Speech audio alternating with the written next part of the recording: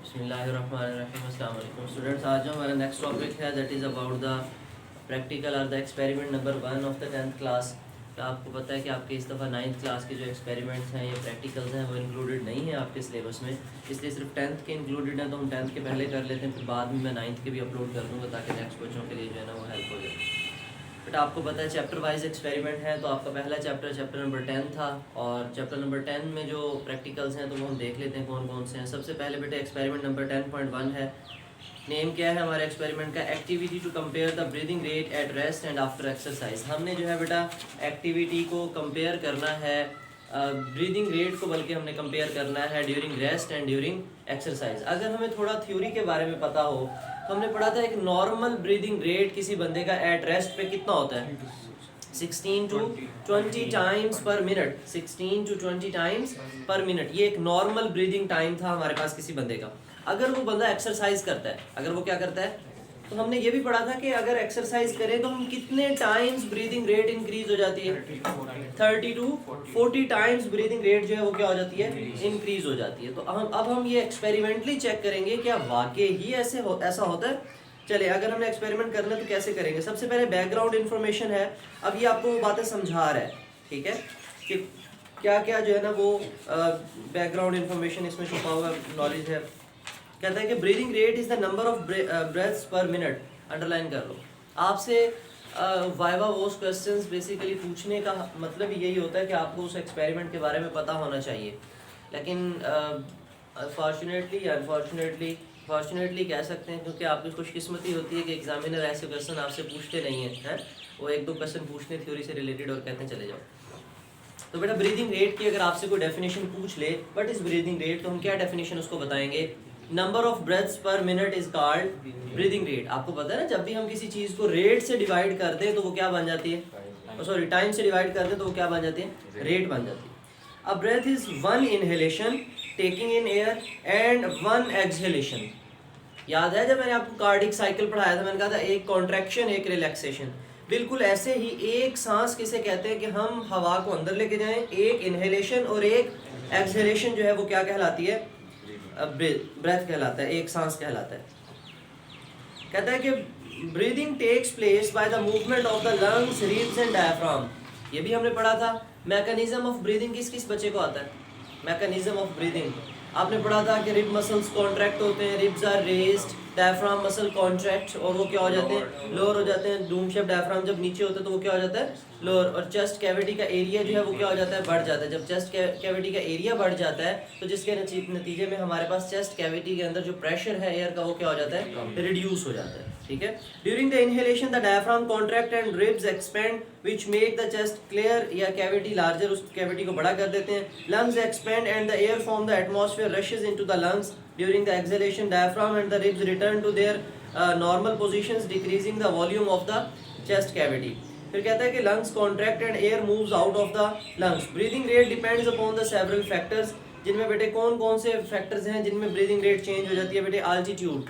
अगर आप बुलंदी पे जाओ, ठीक है, अगर मरी हिल्स पे जाओ, आप सैर करने जाते हो, तो डिपेंड करता है कि वो कितनी ऊंचाई पे आप चले गए हो। जैसे जैसे हम ऊपर जाते हैं बेटा तो हमारे पास ऑक्सीजन टेंशन जो है, ऑक्सीजन का जो प्रेशर है PO2 जो है वो कम हो जाता है। पार्शियल प्रेशर ऑफ ऑक्सीजन जो है वो क्या हो जाता है बेटा? कम। यानी जब ऑक्सीजन की कंसंट्रेशन कम होती चली जाती है तो इसका मतलब हमें सांस आसानी से आएगा या थोड़ी सी सफोकेशन फील होगी?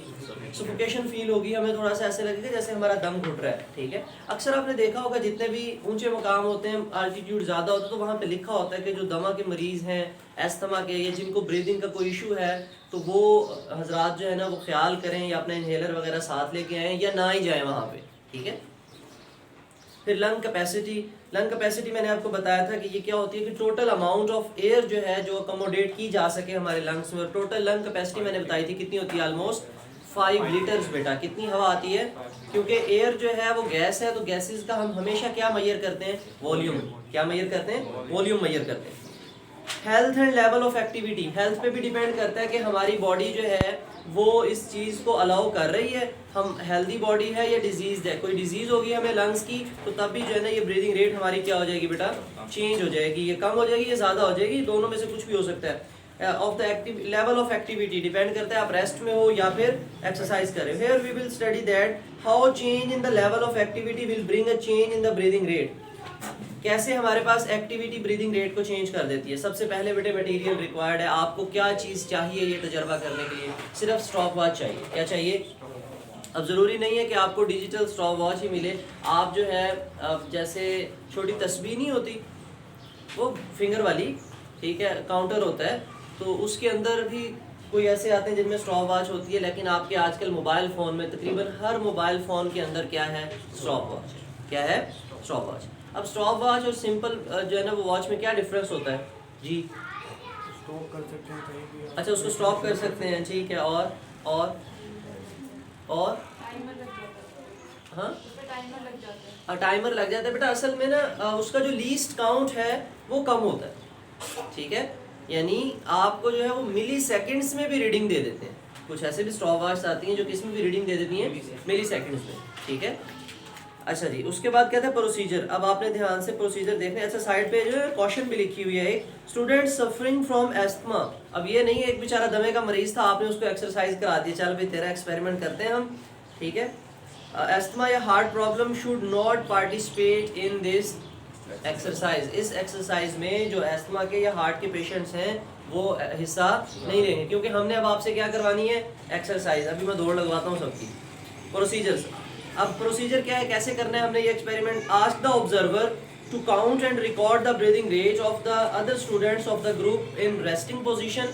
अब बेटा ऐसा होना है, ये नहीं है कि आप खुद सारा काम अपना खुद करो, नहीं, एक ऑब्जर्वर होगा और एक जो है ना वो पार्टिसिपेंट होगा। यानी एक बच्चे को मैं बिठा दूंगा, आपका ग्रुप्स बना दूं, ग्रुप्स जब बन जाएंगे तो एक बच्चा जो है वो भाग के एक्सरसाइज करके आएगा, उससे हम 3-4 दफ़ा सीढ़ियाँ चढ़वा लेंगे, ठीक है। और जो दूसरा बच्चा है वो साथ में स्टॉप वॉच चला के बैठ जाएगा और वो उसके ब्रेथ रेट जो है वो काउंट करेगा। ब्रेथ रेट जो है वो, अगर हम खुद से अपनी ब्रीदिंग रेट जो है वो काउंट करने लग जाएं तो वो थोड़ी सी चेंज हो जाएगी, क्योंकि हमारी कंसंट्रेशन फिर स्टॉप वॉच की तरफ हो जाएगी, हमसे फिर प्रॉपर तरीके से ब्रेथ जो है वो काउंट नहीं होंगे बेटे, ठीक है।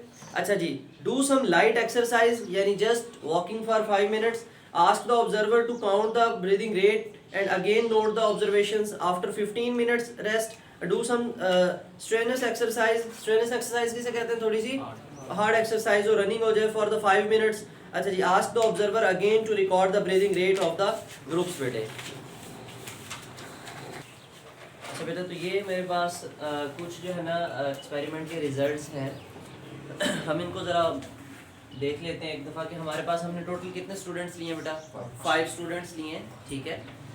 उसके बाद एट रेस्ट में अगर हम देखें तो हमें पता है कि 15 to 20 टाइम्स तो हमने पढ़ा हुआ है कि 16 से 20 के दरमियान होनी है हमारी जो है वो ब्रीदिंग रेट। तो पहले स्टूडेंट की कितनी थी? 16 टाइम्स पर मिनट, 16 टाइम्स पर मिनट। ये सब के साथ यूनिट अगर आप लिखना चाहें तो आप यहाँ पे स्लैश करके पर मिनट लिख लें, अदरवाइज आप यहाँ मेंशन कर दें, ठीक है, एक ही दफ़ा ऊपर मेंशन कर दें कि ये पर मिनट है, फिर वो सबके साथ ही आ जाएगी, ठीक है। यूनिट हम साथ में लिख देते होते हैं, क्योंकि हमने जब पहले दिन इंस्ट्रक्शंस पढ़ी है तो हमने पढ़ा था ना कि हर चीज़ का हमने साथ में क्या मेंशन करना है? यूनिट। तो ये पर मिनट है 16 टाइम्स, 17 टाइम्स, 16, 15, 16। तो हम इन सब का क्या ले लेते हैं बेटा?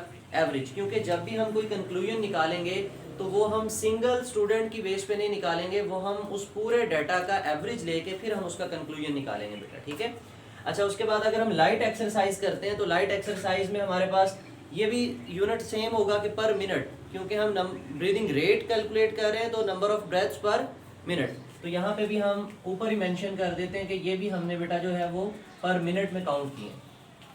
अगर लाइट एक्सरसाइज करते हैं, हमने कहा था 15 मिनट्स जो है ना कम से कम हम एक लाइट एक्सरसाइज कर लें, वॉकिंग कर लें, सिर्फ चल लें हम, ठीक है।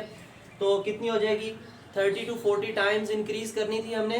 तो अगर हम 16 का 30 टाइम्स इंक्रीज कर लेते हैं तो ऑलमोस्ट इतना ही बन जाता है, तकरीबन 46, 47, 46, 48, 48। और अगर हम इन सब का एवरेज ले लें तो बेटा तो कितना हो जाएगा? 47 ब्रेथ्स पर मिनट।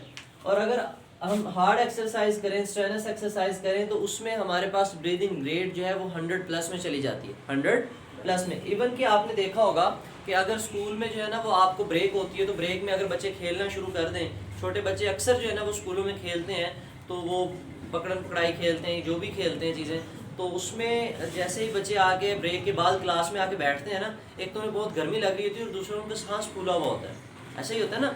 और अक्सर ऐसा होता है कि अगर आपने बहुत ज़्यादा हार्ड एक्सरसाइज कर ली है तो आपको जब आप बैठते हो तो आपको फील हो रहा होता है, आपकी हार्ट बीट भी फील हो रही होती है और आपको नंबर ऑफ ब्रेथ्स भी बढ़े हुए महसूस हो रहे होते हैं, ऐसा होता नहीं होता?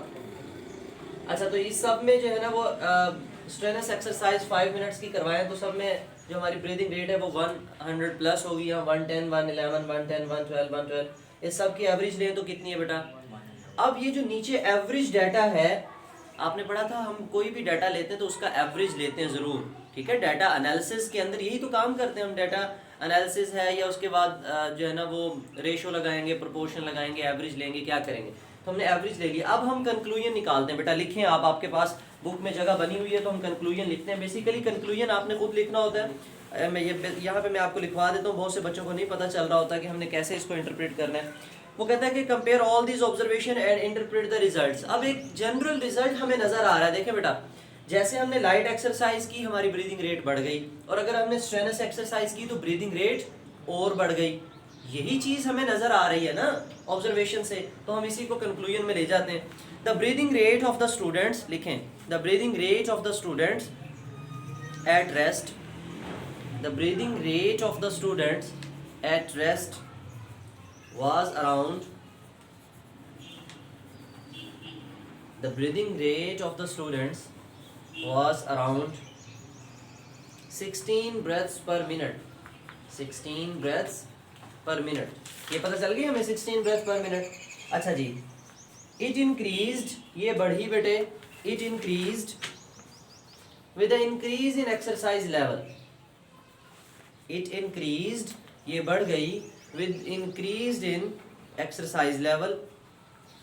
जैसे जैसे हम एक्सरसाइज का लेवल बढ़ाते गए तो हमारी ब्रीदिंग रेट बेटे क्या हो गई? बढ़ गई। During the strenuous exercise it becomes very high, during the strenuous exercise it becomes very high up to 110 breaths per minute. यहाँ तक बात समझ आ गई? अगेन रिपीट कर देता हूँ। During the strenuous exercise it becomes very high up to 110 breaths per minute। ठीक है बेटा, ये कंक्लूजन्स हो गए हमारे। अच्छा, आपकी मर्जी, आप तीनों लिख दें। अक्सर ऐसा होता है कि जब हम कोई कंक्लूजन, डाटा के कंक्लूजन लिखते हैं तो हम इनिशियल कंक्लूजन, इनिशियल जो वैल्यू होती है वो और जो फाइनल वैल्यू होती है वो लिख देते हैं। हो सकता है कि इसके दरमियान में हमारे पास और भी काफ़ी सारी वैल्यूज़ आ जाए, एवरेज, और इसके बाद जो है ना ये आफ्टर 5 मिनट था, आफ्टर 10 मिनट, आफ्टर जो है ना वो 20 मिनट, और आखिरी जो आफ्टर 30 मिनट है तो हम पहली और आफ्टर 30 मिनट वाली मेंशन कर दिया करते हैं। अक्सर ऐसा ही होता है, जब भी हम कंक्लूजन लिखते हैं तो हम इनिशियल और फाइनल जो डाटा होता है, फाइनल वैल्यूज होती हैं वो बता देते हैं, दरमियान वाली स्किप कर देते हैं। अगर आपकी मर्जी, आप बताना चाहो कि रेस्ट में 16 ब्रेथ्स पर मिनट थी और आफ्टर लाइट एक्सरसाइज 47 हो गई, और जब हमने स्ट्रेनस एक्सरसाइज की तो कितनी हो गई? 111, तब भी कोई इशू नहीं। अब आपके पास बेटा पोस्ट लैब एक्टिविटीज है, इनके अंदर आपको 3 क्वेश्चंस दिए हुए हैं या 2 क्वेश्चंस दिए हुए हैं। पहला क्वेश्चन है बेटे, what is stimulus of breathing? Breathing का स्टिमुलस क्या है? आपका जब प्रैक्टिकल पेपर होगा बेटा उसमें भी ऐसा ही होता है कि सम टाइम डिपेंड करता है वो एमसीक्यूज बना दें या शॉर्ट क्वेश्चंस बना दें। तो अक्सर शॉर्ट क्वेश्चंस आते हैं आपके, तो वो शॉर्ट क्वेश्चन यहीं से आते हैं, ठीक है, तो आप ये याद कर लोगे। पहले अब ऑप्शन ही दे रहा है वो आपको कि carbon dioxide concentration in blood, carbon dioxide concentration in alveolar air, या फिर ऑक्सीजन कंसंट्रेशन इन ब्लड और oxygen concentration in alveolar air. बेटा ये आपका एमसीक्यूज भी था, तो कौन सा ऑप्शन बनेगा? जी बेटे, carbon dioxide concentration in blood. अच्छा, दूसरा क्वेश्चन है, कार्बन डाइऑक्साइड कहते हैं breathing becomes rapid and deep after exercise, why? Breathing जो है वो क्यों बढ़ जाती है? जी कोई बच्चा आंसर देगा इसका? जी बताओ। सेम वही क्वेश्चन की सेंस वही है जैसा पहला क्वेश्चन था कि क्यों बढ़ गई? शाबाश, क्योंकि जो CO2 कंसंट्रेशन है बेटा ब्लड के अंदर वो क्या हो गई थी हमारी? इंक्रीज हो गई थी। लिख लो बेटा, the breathing becomes rapid and deep after exercise because CO2 concentration in the blood increases. ये सिर्फ इतना लिख लो, because CO2 concentration in blood increases, carbon dioxide concentration in blood increases बेटे, carbon dioxide concentration in blood increases. ठीक है, यहाँ तक बेटा आपका पहला जो है वो एक्सपेरिमेंट कंप्लीट हो गया। इसके अलावा अब यहाँ से जो बोर्ड में आपसे क्वेश्चन पूछे जा सकते हैं वो यही है कि ब्रीदिंग की डेफिनेशन पूछ लें आपसे, ठीक है। आप प्रैक्टिकल कॉपी जब चेक करवा रहे होंगे एग्जामिनर को, वो वाइवा वोस क्वेश्चन में आपसे क्या पूछ सकता है, व्हाट इज ब्रीदिंग, आपसे ब्रीदिंग पूछ रहे, what is inhalation, what is exhalation, क्या स्टिमुलस है, तो आप बता दोगे कंसंट्रेशन जो है ना कार्बन डाइऑक्साइड की किस में, इन ब्लड। और इसी तरह आपने अगर ये पढ़ा हो तो इनहेल्ड एयर और एक्सहेल्ड एयर का जो कंपैरिजन था टेबल, ठीक है, वो आप एक नज़र जस्ट देख लीजिएगा, ठीक है बेटा। इस होल टॉपिक में कोई क्वेश्चन हो तो आप कमेंट सेक्शन में पूछ सकते हो। थैंक यू, अल्लाह हाफिज़।